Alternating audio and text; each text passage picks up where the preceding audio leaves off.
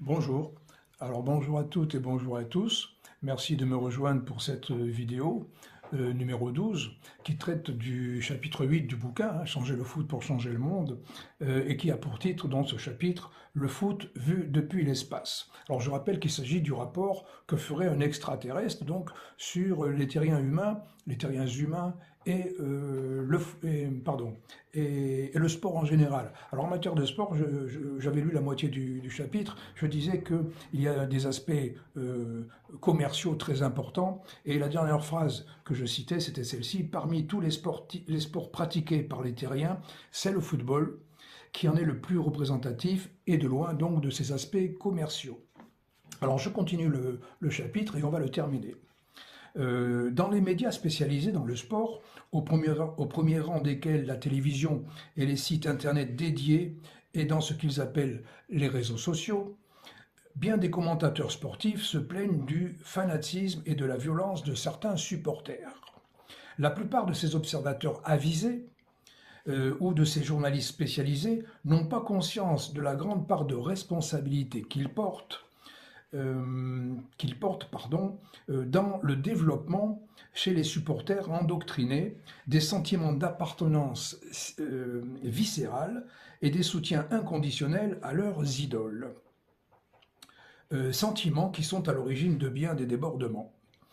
En effet, avec cette façon qu'ils ont, les journalistes, souvent passionnés et partisanes à l'excès, de survendre, de rendre compte des résultats des épreuves ou de commenter une rencontre, ou de simples gestes techniques pourtant réalisés tous les dimanches sur des champs de patates par des joueurs de districts vieillissants et bedonnants, sont à grand renfort de cris qualifiés d'exploits venus d'ailleurs.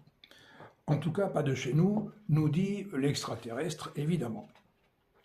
Les intérêts financiers colossaux qui gouvernent aujourd'hui le sport de masse sur Terre, et le football en particulier, sont tels que pour remporter la victoire ou le titre, outre les atouts classiques que sont la qualité des joueurs, leurs conditions physiques et mentales, le système de jeu, la stratégie, etc., tous les moyens sont bons pour les joueurs, au premier rang desquels le dopage et dans une moindre mesure la triche par la simulation d'une faute qui aurait été commise sur eux.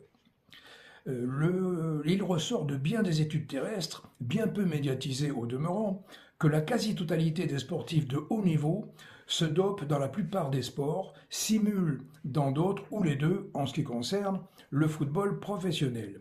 De ce fait, les joueurs de chaque équipe s'adonnant à ces mêmes pratiques, les effets de ces tricheries s'annulant d'eux-mêmes, le résultat final est souvent équivalent à celui qu'il aurait été sans tout cela, mais qui reste indispensable aux yeux de ceux qui en tirent profit et avantage pour relever artificiellement le niveau d'importance et d'intérêt des épreuves.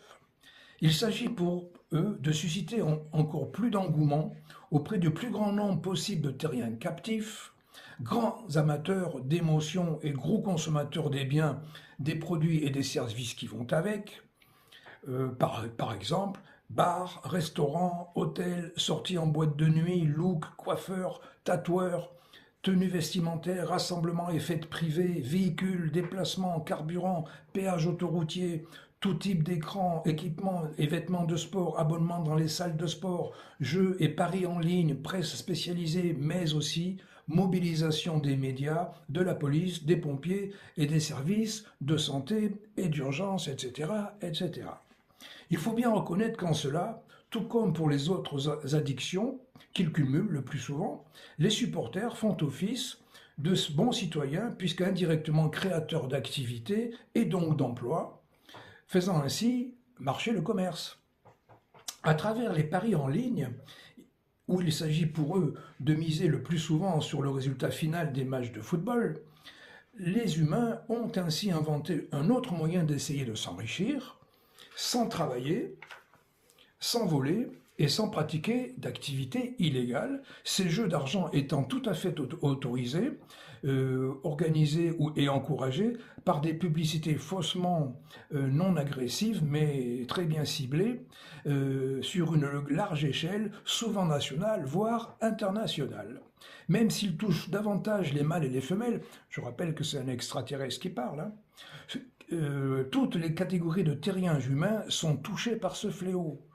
Qu'ils soient pauvres ou riches, de très nombreux adeptes de ces paris en ligne misent régulièrement des sommes qui correspondent à leurs moyens financiers respectifs ou ce qu'ils croient l'être. Alors ça me rappelle un site qui marche beaucoup en ce moment, je ne vais pas dire son nom, mais qui en traduisant pour gagner le maximum de thunes, on va dire ça comme ça, d'accord?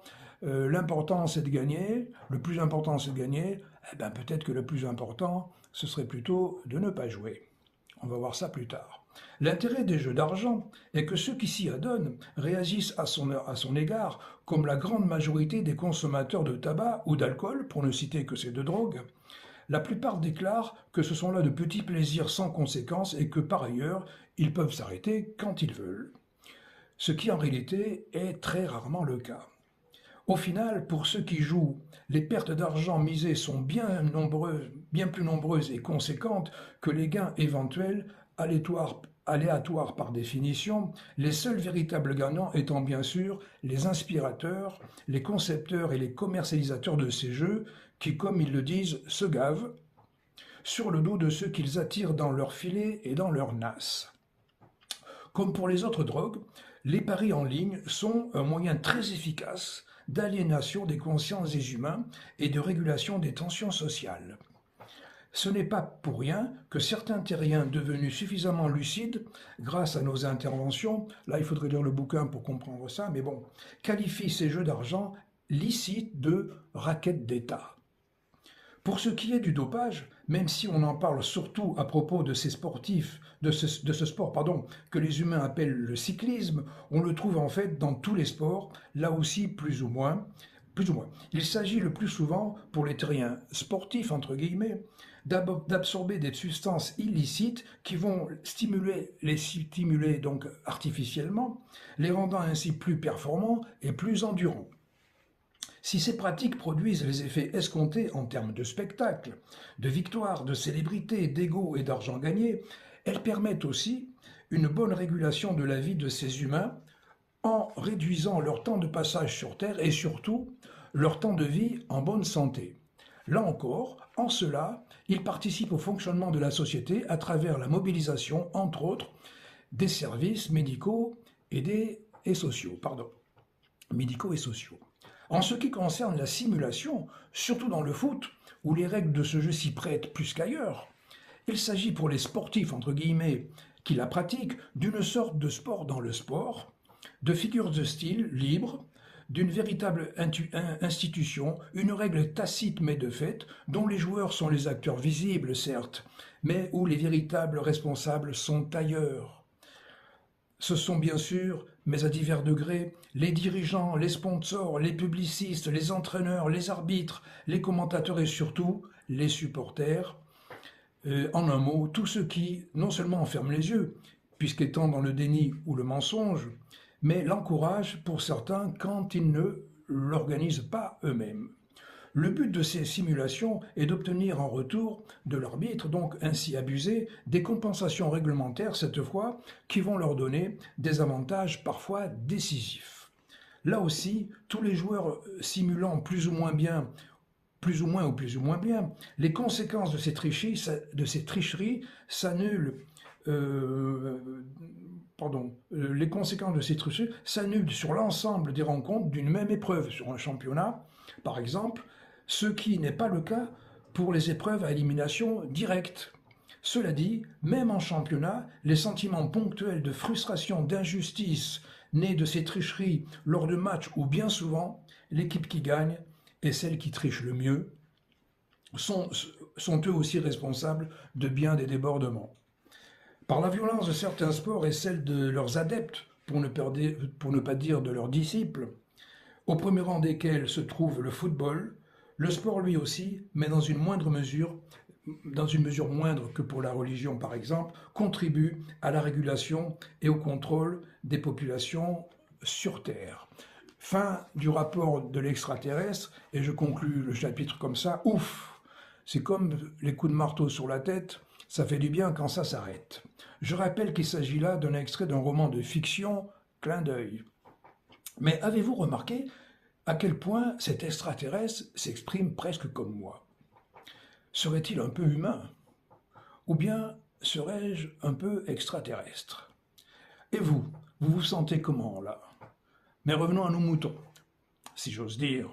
Voilà, le chapitre consacré à notre extraterrestre, unique et préféré, euh, est terminé. Merci de m'avoir écouté jusque-là. Les 10 minutes sont dépassées. Je vous dis à très bientôt et portez-vous bien. Ciao, merci.